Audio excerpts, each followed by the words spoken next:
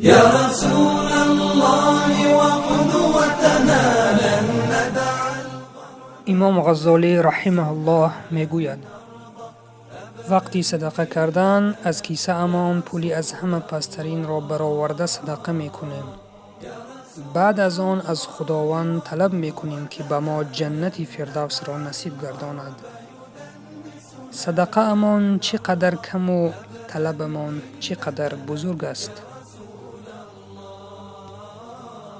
پیامبر اکرم صلی الله علیه و سلم می فرمایند هیچ مال از صدقه دادن کم نشده است. بله برادر عزیزم، این مالی که به صدقه می دهیم در روز قیامت بر ما برگردانده می شود.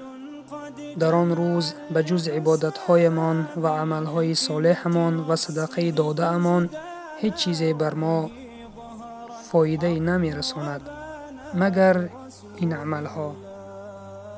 پس برادر عزیزم از نعمت صدقه استفاده ببر تا آنجایی که قدرت داری و بدان نه تنها این پول و مالی که می دهی صدقه است بلکه یک لبخند تو به سوی برادر مسلمانت هم صدقه است. وتماديتم بعداوتنا لا ندري كيف تقر